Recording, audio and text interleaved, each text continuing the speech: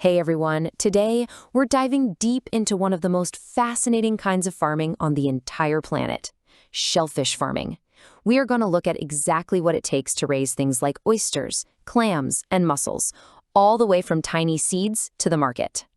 So just think about that for a second. What does it actually take to build a farm not on some rolling green hills, but completely underwater? It's a question that kind of flips our whole idea of farming on its head, right? Forget about tractors and barns. We're talking about cages, anchors, and buoys. And this really gets to the heart of it. This isn't just some random shopping list of gear. Every single piece of equipment we're about to see is a specific solution to a very specific underwater problem. It's all about being efficient, protecting the animals, and at the end of the day, making sure the final product is top-notch. So here's how we're going to break it down in this explainer. First, we'll look at building the farm's foundation. Then, we'll cover how you protect all that valuable stock. And finally, we'll see how the harvest gets all the way to the market.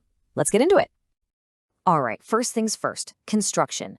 Before you can even think about growing anything, you have to build a home for it. You've got to create a safe, stable environment where these shellfish can actually flourish, all while being protected from the chaos of the open water.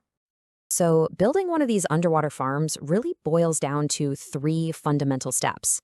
You have to contain the shellfish somehow, then you got to figure out how to position them in the water, and crucially, you have to make sure the entire setup doesn't just wash away in the next storm.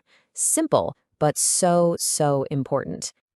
Okay, so what's really cool here is that each of these containers is basically a different style of underwater apartment.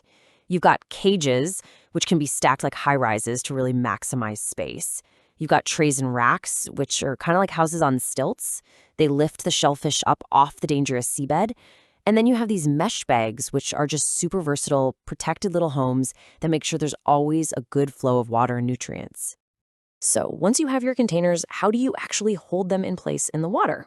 Well, you've got two main options. Floating rafts are like these big, sturdy platforms, and they're perfect for deeper water where you can hang cages or ropes. Longline systems, on the other hand, think of them like massive underwater clotheslines, stretched out between buoys to give the hanging shellfish the best possible access to all the food floating by in the water. And look, none of that matters one bit if your whole farm just drifts away. Anchoring is the final critical piece of the puzzle. You've got screw anchors that literally drill into the seabed for an incredibly strong grip, while giant concrete blocks are more of the brute force option. And the floating buoys you see on the surface, they don't just mark the spots, they help keep everything perfectly lined up against the constant pull of the tides and currents. So you've built the farm, but you can't just walk away. Now the real work starts. You have to protect your investment. This next part is all about the ongoing battle against everything that can possibly go wrong down there, from hungry predators to invisible changes in the water. This slide just lays out the constant fight so well. For every problem, there's a specific tool or a technique to solve it. Are there invisible dangers in the water? You monitor. Predators trying to score a free lunch? You protect. Unwanted gunk growing all over your gear? You clean. It's just a constant cycle of defense. And this is so crucial because you can't just look at the water and tell if it's healthy. This is the farmer's medical kit for making the invisible visible. They are constantly taking the water's pulse, checking its temperature, its saltiness, its acidity, and how much oxygen is in it, all to make sure the shellfish have the perfect conditions to grow. Now, beyond water quality, you've got threats that are a lot more visible. Let's be honest, a shellfish farm is basically a giant all-you-can-eat buffet for predators. Animals like crabs, starfish, and even birds see this as the easiest meal they'll get all day. So a farmer needs a really good security system. And that security system can be surprisingly simple, but super effective. Fine mesh netting acts like a fence, keeping out any underwater intruders. Then, from above, you've got floating scare devices to keep birds from swooping in. It's a two-front defense, protecting from threats both below and above the water. Okay, now for a problem you might not have even thought of. It's called biofouling, and what that means is basically all the other marine life that decides to make a home on the farm equipment itself. Algae, barnacles, you name it. It can clog up cages and nets, choking off the vital water flow that the shellfish need to breathe and eat. So how do you deal with that? Well, with some serious housekeeping tools. Power washers are the heavy hitters, used to blast away the really tough buildup on cages and trays. But for the more delicate jobs, it's back to basics with good old-fashioned brushes and scrapers.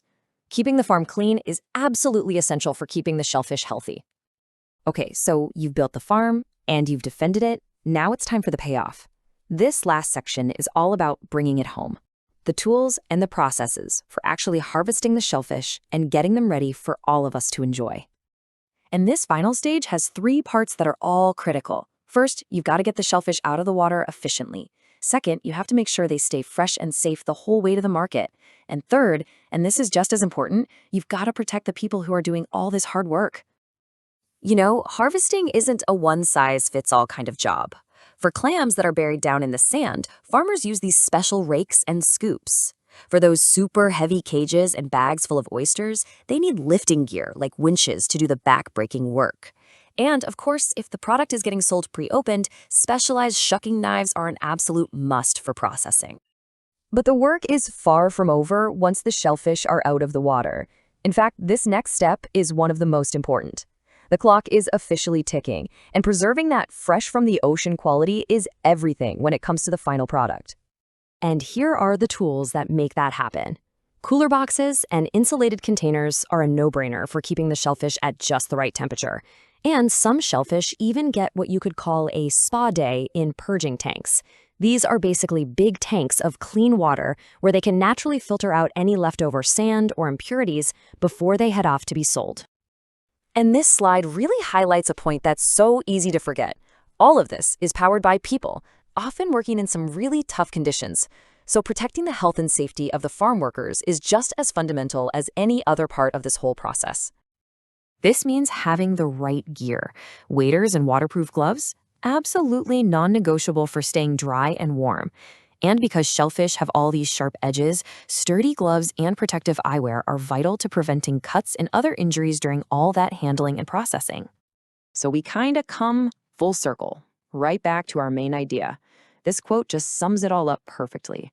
The right tools, combined with a real commitment to keeping everything maintained, are what allow a shellfish farmer to build a successful and sustainable business. Every single piece of equipment we've looked at plays a vital role. And that leaves us with a final big thought. We've just explored a very specific toolkit for a very specific type of farming. But when you step back and think about it, shellfish are an incredibly sustainable source of protein. So the bigger question is, could perfecting and scaling up this toolkit be one of the keys to sustainably feeding a growing world? It's definitely something to think about. Thanks so much for watching. Want to raise healthy shellfish and avoid costly mistakes? Get your copy of How to Raise Shellfish by Gerard Dawn in the description box below and discover everything you need to turn your shellfish farming dream into a profitable reality.